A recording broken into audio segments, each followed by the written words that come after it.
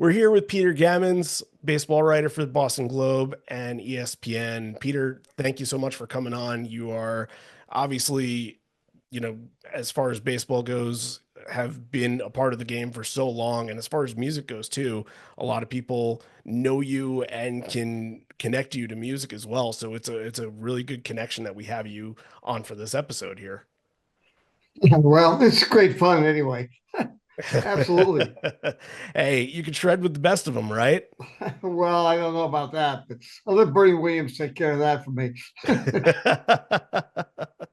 Well, I want to start because you put together something back in 2004, I believe, Hot Stove Cool Music. And that's something that has been a project that you've worked on and a benefit that you've put together some shows for. And coming off of that, since you've kind of created basically a soundtrack for baseball, what do you think are some of the elements that are needed when you're coming up with the soundtrack for baseball?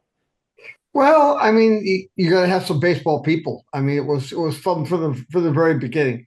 I mean, the whole idea was concert baseball and rock and roll, and then in 2004, Theo Epstein and his twin brother got me to join their foundation to be named later, and we pooled together Hot Stove Cool Music and Foundation to be named later, and it's actually coming up this April. Just about 3 weeks. It'll be the 25th year of doing it. And we've done it in Boston, we've done it in Chicago, we've done it in Florida. But we've had a lot of fun with it. We've had a lot of really great people play with us, including Eddie 3 times, I think it is 4 times.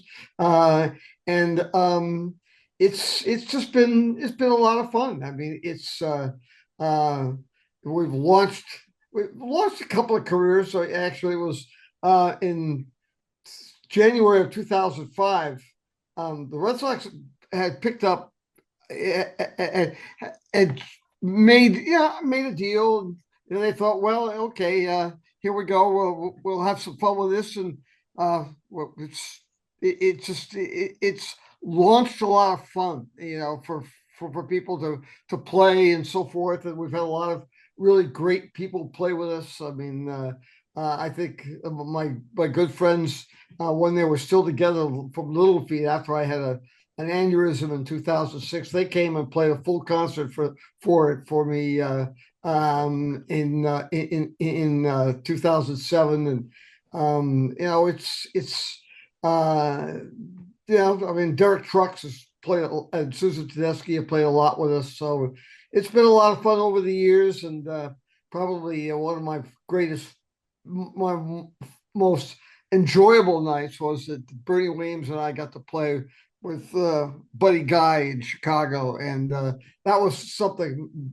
At the end of it, we did about, I don't remember, 6 songs. And I mean, uh, Buddy Guy pointing to me to do a couple of solos is really that's probably the low point of his entire career. But Bernie walked across the stage, gave me a hug, and said, "Peter, this is the greatest thing I've ever done."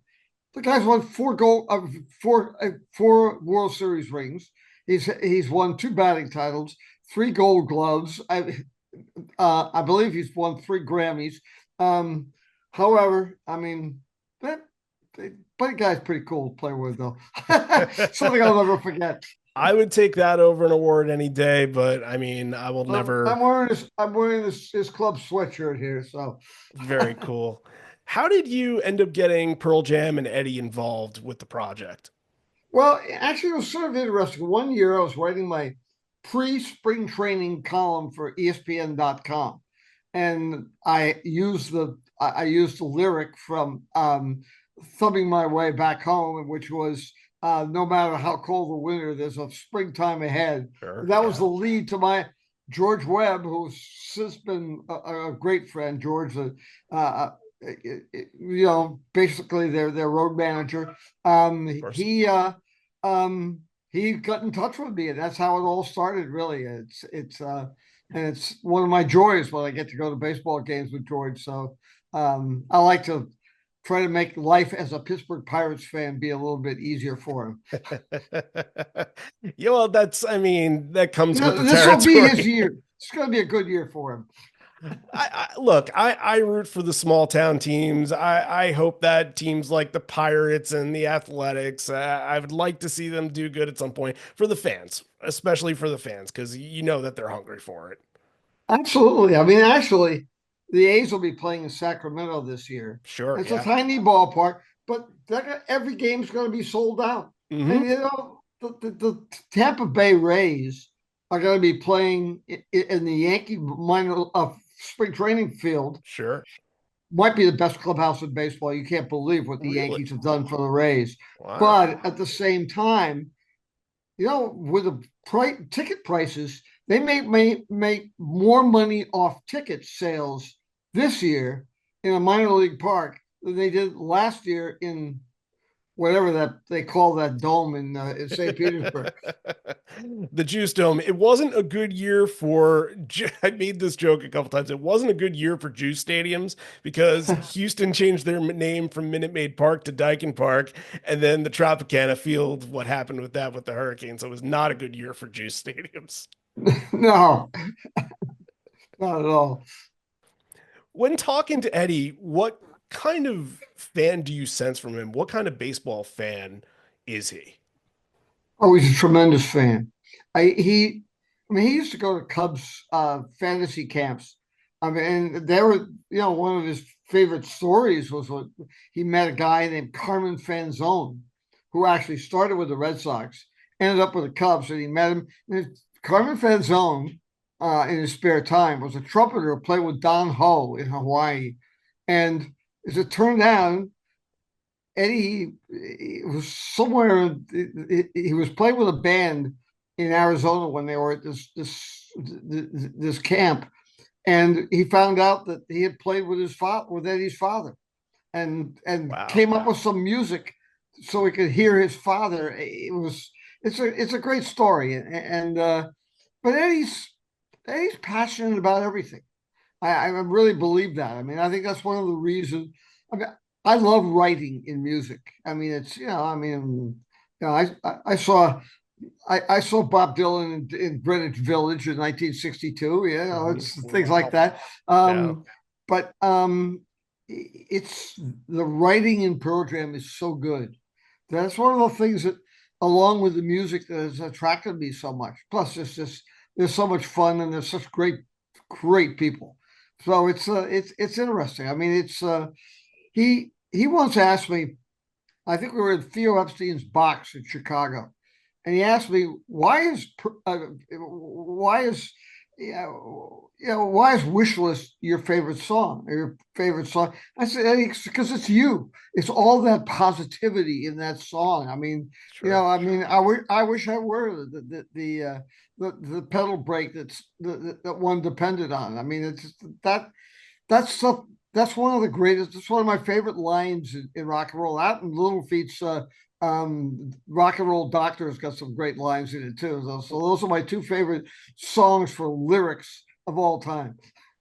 One of the great things when they play that song live, when he does like the 15 million, he does 15,000 hands up raise, and everybody puts their hands up raise, and Yes. it really feels like you're in the moment with that song. It's such a cool song, and something that I told you when we spoke yesterday is that if we're in another universe with Pearl Jam here, and some of their songs were considered massive radio hits, which this one had some radio play, but this one would still be playing on radio today had they have made the decision to continue paying attention to that kind of thing. Yeah. I mean, I think there are a lot of songs. I mean, I could listen to a live like 20 times in a row Sure. and never be tired of it. So I mean, and and the same thing actually with thumping my way back home. I always thought that was just the thought that goes into all the lines in that song. It just really, I thought that was. I know it was not. I don't think it got a lot of airplay at different times, No, it was not a radio single. but it doesn't matter. I mean, Right. that's I mean, some of their best songs only the Pearl Jam people know. And I mean, you watch the Michael Jordan documentary, right? the 30 for Hmm. 30. And at the end, they played Present Tense. And then, Present Tense to Pearl Jam fans, that's like considered to be a top song for, the hardcore people that go and follow them around. But, for people that kind of dropped off during No Code that heard that song during the Jordan documentary, I mean, the next day it was by far and away the number one song off Apple Music, and people were starting to pay attention to it again. And all of us here, like, yeah, you're not telling us anything that we don't know. Of course, this is an amazing song. There's so many in their catalog that you can say that about, and I think that's the beauty of it too. That if you're in and kind of in the mix and know about it, then you're gonna be rewarded by that. Well, as one who's had the great experience of watching concerts up on the stage, George Webb, yeah, and lets me come up there with him, and at times just had seats on the stage to be able to look out at the crowd and watch. All they do is play two notes, and all of a sudden the crowd is singing along. It just Hmm. amazes me. I mean, they've memorized so. It just seems like you've got years and years of all this great music, and people still are so attached to the lyrics. I think that's fairly unusual. I don't think that the writing um, that well, there's a lot of great writing, but there's such an attachment for their fans to their writing and their music. It's it's something. I mean, it's um, there's a sing along aspect for a great hardcore rock and roll band that's really unusual and takes a life, and but it also really speaks to the lyrics and the thought that's gone into the writing and in a lot of ways the soul that goes into it. It's there's such a feeling and such a soul to what they do. And my feeling always is everything they do really matters. Yes. They really care. It's not Absolutely. just another night. I mean, every show. I mean, see back to back shows. You see the same intensity. And I remember back the first time I went to see them, 2003 in Mansfield, Massachusetts, Oh and yeah. Okay. the, You were at were you at all three shows or were you at just one of them? no, but I was at all three. But the thing was, if you remember, they had to cut the town cut Yes. short, so they did an extra show Hmm. because people had not gotten all that they supposedly paid for. I mean, that will be Theo Epstein was there too, so we were just blown away by the fact that their responsibility to their audience was astounding to me. I mean, it really was. And it um, just that thought. I mean, you blame it on the town, but no. They could blame the town, but they ended up, still showing up and doing it all for their audience, and it was a great introduction and beginning, and those were really great nights there. Oh, I Needless, mean, they're still talked about to this day. I mean, they're special for sure. mm-hmm. And I believe the story goes is that he took it upon himself, and really he meaning everybody in the band, not just Ed, took it upon themselves to invite those who live locally to the show and gave them tickets to, I think it was like the third night, to make sure like, hey, since you're hearing it, like you can be a part of this if you wanted to come to this. I believe that's what happened. Yes, it did, and it was tremendous. And I They, also, I'll tell you another time that was really great was when closing out the building in Philadelphia oh during the yes. World Series. Hmm. That was tremendous. That was a tremendous night too. Imagine being a Philadelphia fan, and I've talked to Philadelphia fans before. It was game three. I believe that the Phillies lost that game to the Yankees, but imagine like right across the street, the World Series is going on. This is at the time where like checking phones is like starting to kind of happen here, but still like cell service inside arenas, and I'm sure inside that arena was probably not at its best, but it just kind of a crazy time for Philadelphia, and what a venue to have them close down to. Unbelievable moment.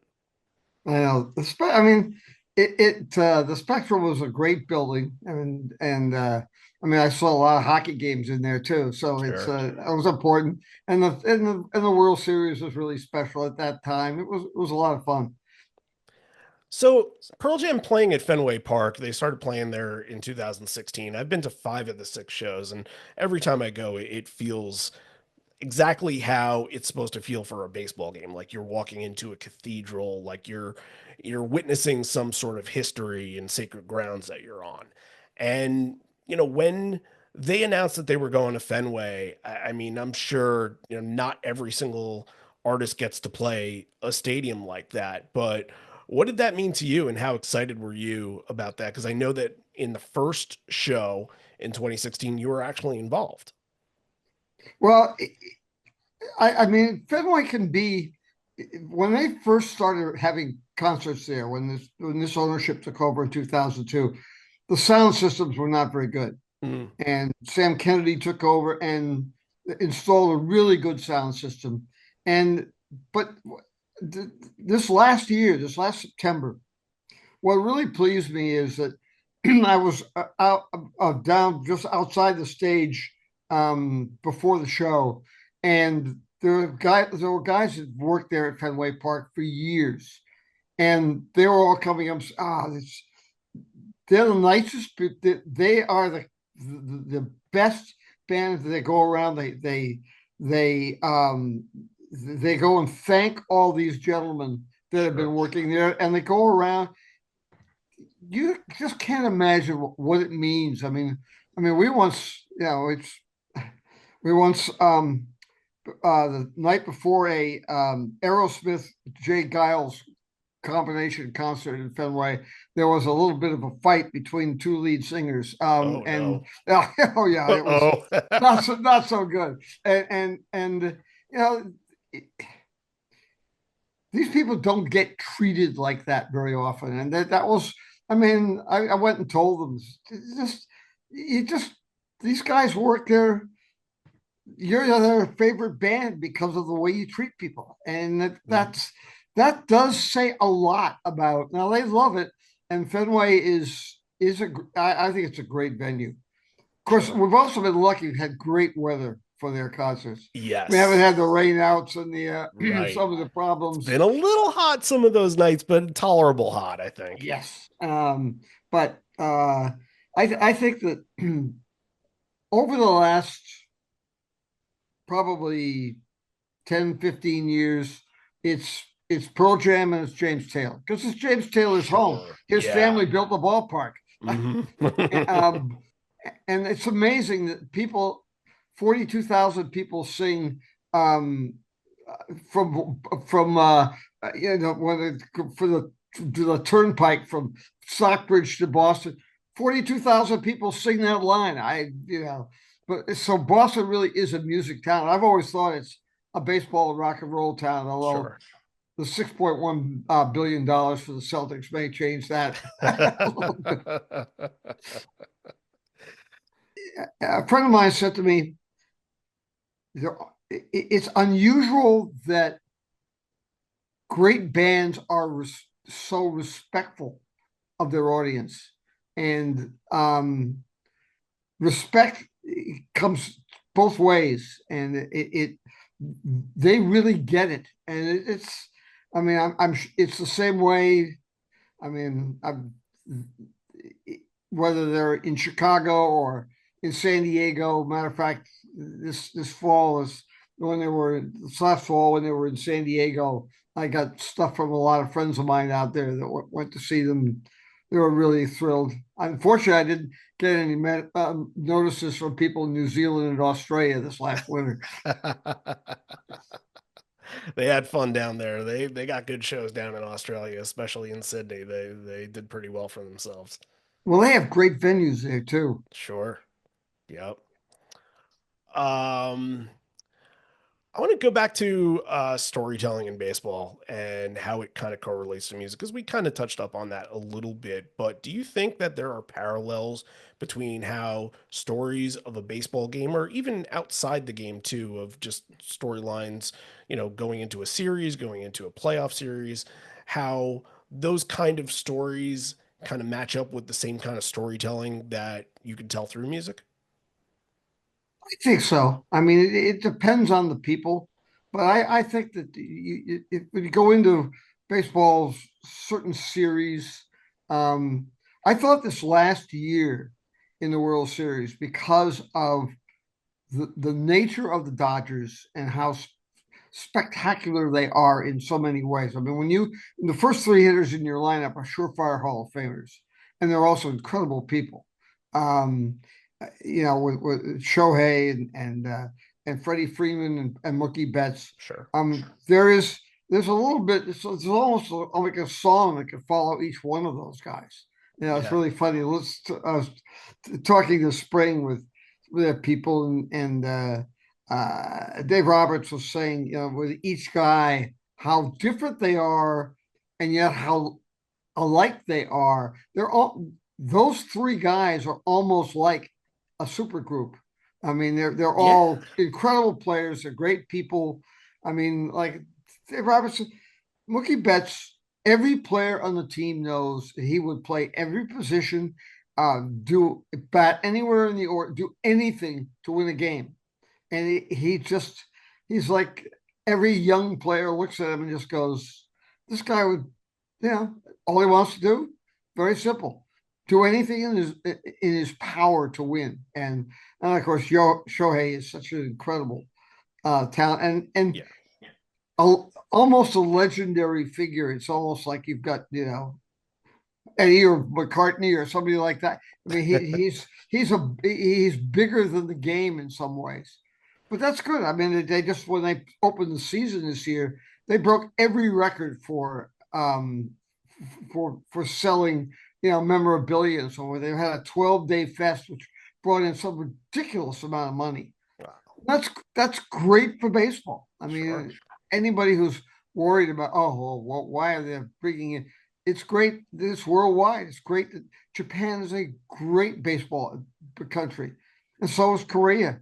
And actually, a friend of mine with the Dodgers who was out um, spent some time right before that trip in Taiwan. Said they're really developing it there. It's great that they're doing that, and I just hope that the crackdown on Venezuelans coming to this country isn't going to tremendously affect baseball. I talked to a couple of Major League Baseball people who are really afraid that all of a sudden there's a lot of great Venezuelan players and a lot of tremendous young players, not Sure. just Acuna, that they're worried about somehow they're not going to be able to get back into the country. Mhm. Uh, well, look, I'm on that side. I hope that changes. Obviously things are grim right now, but I mean, like, across the board change, not just getting baseball players, but everybody. So yeah, I Mm-hmm. mean, in full support of that. But it's yeah, I can't agree with more. It's just been yeah, it's been something. But um, to kind of go back to baseball here, do you have like a bold prediction for the year? Just one last little thing here. Bold prediction for the baseball year. Like, what can we be excited for? What do you think will happen that will surprise people? Um, well, I think what we may see, I think we're going to see. Um, I mean, the Dodgers are still going to be great, and Sure. they've done so much to make themselves great. But one of the terrific things I love that Mike Hazen in Arizona just goes, I don't want to hear about it's terrible what the Dodgers did. It's great. It's great for the game. I mean, Yankees and Dodgers World Series put a lot of money in the pockets of the owners in Miami and Tampa and places Sure. like that. But also brings people to watch it. When you've got Aaron Judge and you've got the three Dodgers and those pitchers, I mean, Yamamoto in that opening game in Japan against the Cubs looked like he could easily win the Cy Young Award, and that'd be a Sure. lot of fun. But I think you're going to see a revival. I think Kansas City is going to be much, much better. I Hmm. mean, Bobby Witt is. I had a great Sick, hour and sick a half fucker. lunch with Bobby Witt and George Brett in Wow. spring training, and it's two generations of great players. Kansas City's a great baseball town. I Hmm. mean, it's, and we need we need the middle American teams, the smaller markets, to be really. I think Detroit is going to be a really surprising team. I think, um, and I say this with my heart because I want them to. I would so much love to see them in the World Series. I don't know if they're going to get there, but I do think that Seattle is going to be much better. They're going to finally keep their pitchers healthy and score some runs. And I mean, I think we all Seattle is a great baseball town, Oh yeah. and if they ever could get to a World Series there, it would be. I think it would be a great series because that ballpark is great, and I think they're going to be a big surprise. And I I'm still kind of a believer that if I were to say who's going to win the World Series, I'd still say Philadelphia. Really? Uh, I said Ooh, that that last hurts. year. You see what's back Well, there. there's something special about them. You know, Bryce Harper and all those. It's a lot of fun, but I just want teams to be there right down to the end. I mean, I want to see. I'd love to see the Cubs come back, Sure. especially since ownership is like threatening all their front office if they don't win, which is I don't know. Uh, that's a little tough. And I think the Mets are going to be a lot better. I think the whole East is going to be really good in the National League. I think the East in the American League, I think Boston's going to be very good by the time it's over. So that will be a lot of fun, and be kind of fun to have a World Series with with either Boston or Seattle or or a team like that against Philadelphia, and the kind of year that we all hope. I'd love to see. I think my prediction is Bobby Witt is the MVP in the American League. It's a good prediction. I agree with that. And Juan Soto for the National League, right? Could be yes, or it could be Harper. Harper, But it could Otani, be a anybody lot of on the people. Dodgers. Mookie Yeah, sure. Betts if he uh, maybe Mookie will play all nine positions one game and go see what happens from that. First one since whoever it was back with the Twins back in the '60s. Sure. Thank you so much for joining today. I mean, a wealth of baseball knowledge, a wealth of music Well, it knowledge. is fun. Just my little show and tell. But Sure. this is Yeah, a please do. little. This is a bottle of beer that it says All Star Hall of Fame Ale. This me there beneath, but Eddie right there. So we share a Hall of Fame ale bottle. Very cool. Very cool. And as we all know, once Eddie takes a bottle, he drinks it down, he passes it around. So thank you so much for joining us. And hey, have a great baseball season. Can't wait Thank you to see very much. It's what great. happens. Yep. Okay. Take care. All right.